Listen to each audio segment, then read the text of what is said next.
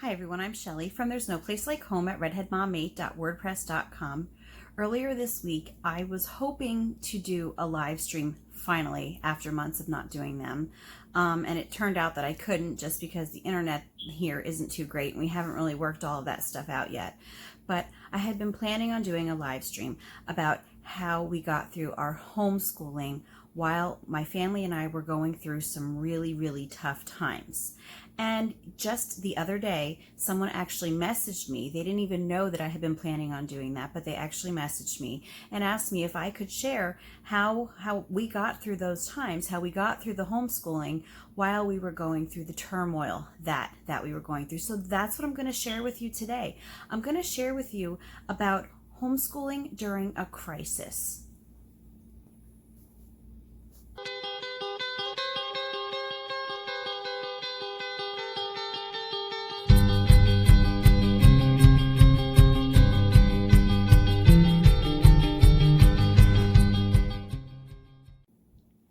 This week is probably only about the second week that my family and I have been able to calm down from a series of events that have taken place. It probably all took place in about a 6-week period of just like one bad thing happening after another. And so I'll just go over that with you today, just so that you can understand how it is that we got through our homeschooling while all of this stuff was going on. So first of all, my daughter ended up getting hospitalized for a week. It was from the end of July to the very beginning of August. She was hospitalized for a week. And then after she came out of the hospital, she was home for about a week, but towards the end of that week, I ended up getting sick.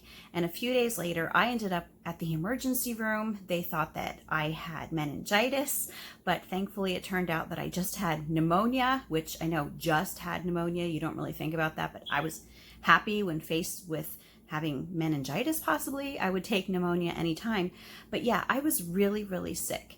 So I was laid up then for about a week with the pneumonia. As I was finally starting to recover from that, we found out from our landlord that he was selling the house that we had lived in for 4.5 years, and we had never signed another lease after the first year. So when he told us, we basically had 2 weeks to get packed up and to find another house for, it was 9 kids and my husband and myself. And I was just coming out of being sick. Our daughter had just gotten out of the hospital. And, it's not easy finding a house for a family our size. So we ended up most of us had to stay with our oldest son for a while, and then some families at church. One family took our 11 and 12-year-old sons, and then another family at our church took my 8 and 9-year-old daughters, but the rest of us were all with us. And we were, I'll get into this later, but we were actually having to go to the church every day to get homeschooling done. And it was very, very chaotic. And then while all of this was going on, my daughter ended up having to get hospitalized again. And then she was back in the hospital for 4 days. Right before she was back in the hospital was when we found another house. So the day that she was discharged from the hospital was the first time that she had ever even seen the new house, because my husband had just moved in about 2 days before. And, just that entire situation, it caused so much anxiety. And, isn't that something that parents go through a lot, even when you don't have all of this stuff going on? It can be really, really anxiety inducing to know that you are the one that has to educate your kids. And so when stuff like this happens, you can kind of get, really frantic, not knowing how things are going or how you're going to get things done. And, before I even get into how we happen to get everything done, I just want to point out that it wasn't, we didn't do the same uniform thing throughout the entire 6 weeks. It kind of morphed and changed, to just fit the things that we needed to happen at that time.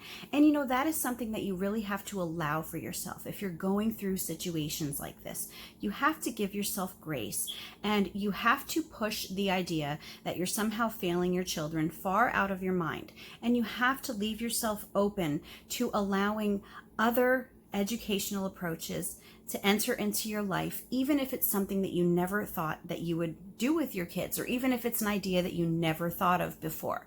And that is, the most important thing is to give yourself grace through this entire period. Now, how we ended up getting our homeschooling done through about this 6-week period was the first week that when my daughter was in the hospital, it actually turned out that was during my husband's shutdown for his work. So he was home that week anyway, and we had not been planning any lessons that week anyway. So we didn't miss any school that week.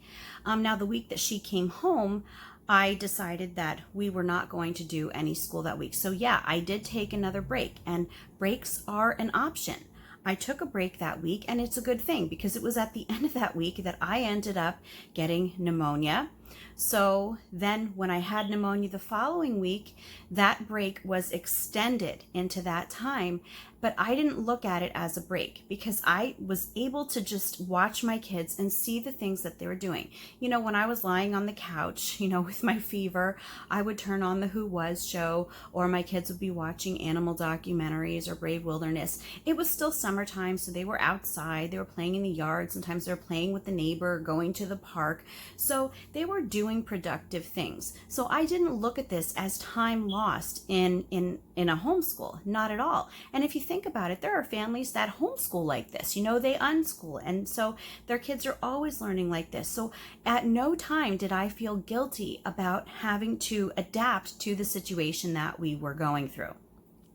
Now, when it came time after I recovered, but then found out that we were moving and we had to pack and everything, since we had so much time that we had taken off of doing, activities and lessons, I felt that we really needed a sense of normalcy in our house. So while we were packing, I still tried the best that I could to have normal homeschool days just for about a week until we went to leave to stay with my son.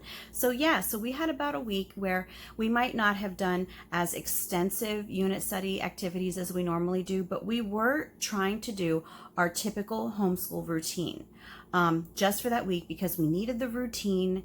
We needed just to feel normal again while all of this stuff was going on. And it was a great way to take, at least, I don't know about my kids, I think it did though, but it took my mind off of all of the stuff that we had been going through. So it was almost like a relief to allow us to be able to just take that time off of packing and just get a couple hours worth of work done together. And it was time well spent. So when we went to stay with my son, the families that my kids were staying with, one of the families is the church secretary. So every morning she would take my 2 boys to church.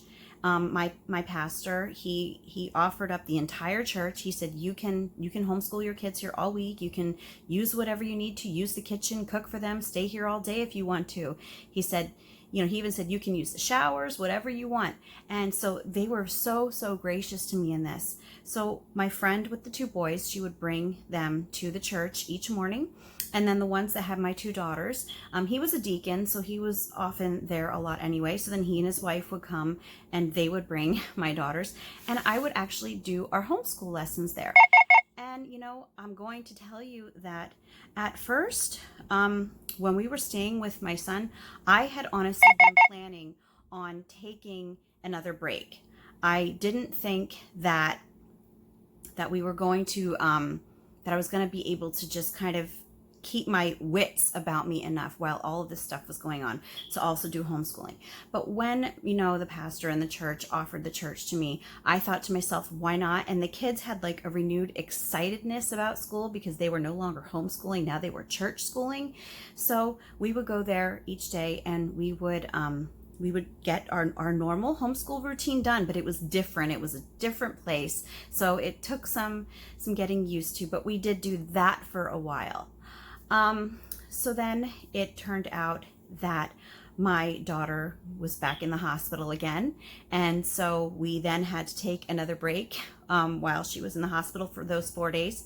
But then when she came out, we were in our new house. And even though she was, she was tired and she was weak, she wasn't as bad as she was the first time that she was discharged. So she was excited to, find out about the new area that we live in, because we're in a new town. We're about half an hour away from where we used to live. And, so she was excited to explore and just see the things that we have here. So the first week that we were actually here, rather than pulling out the school books, which I did make sure that I had all of our school books here, and because I thought this way, we can get our schoolwork done.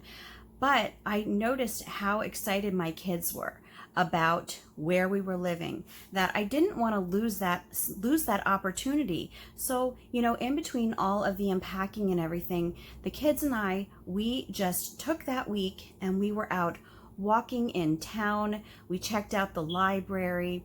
We checked out some of the stores that were in the area. We checked out an antique shop. We went to a secondhand store. We went to a bike trail that is near our house, about a 5-minute walk, and we walked on the bike trail for a while. And then my kids were like so excited about the wildlife, because we didn't get all this wildlife living in the city. My kids were finding just things like salamanders and toads, and there were vultures on the roof of the house across the street, and snakes in the backyard, only garter snakes.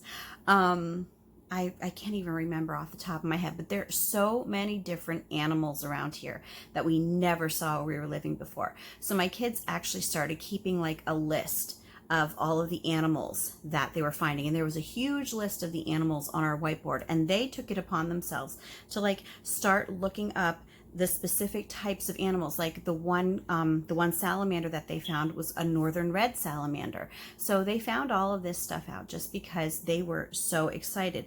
And this was such a huge learning experience for my kids.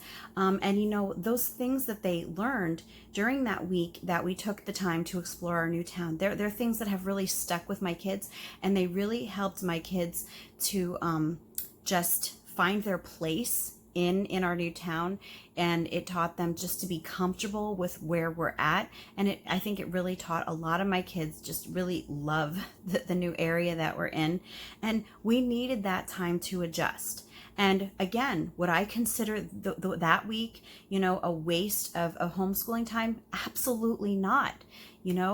If you ask me, I think that a lot of the stuff that they learned that week, they were retaining better than, if I would have set them down with lessons.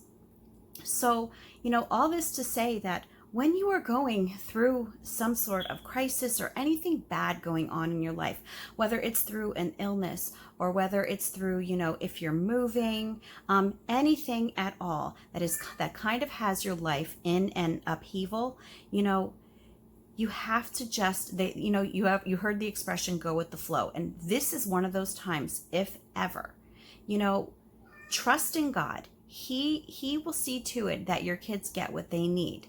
You just need to trust in him, go with the flow, and keep yourself open to doing the things that feel, that seem to fit with where you're at, what stage you're at in your life. There is no one right or wrong way to homeschool through a crisis. Some people need to take time to have that break. Some people need to have typical homeschool days just for the structure, just for the normalcy.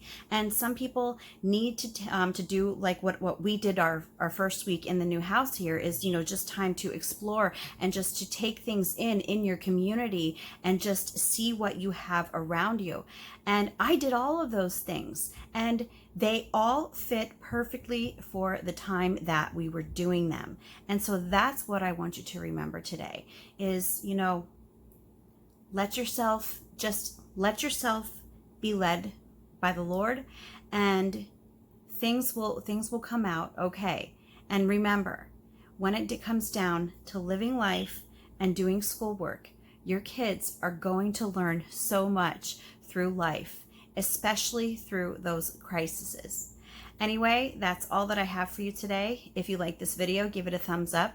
If you haven't subscribed yet and would like to hear more of what I have to say, I would love if you would do that. If you have any questions or comments, you can leave one over on Instagram because YouTube always disables my comments. And if you like my work, you can check out my Patreon page and see what rewards I have for my patrons there. And I hope you have a great day.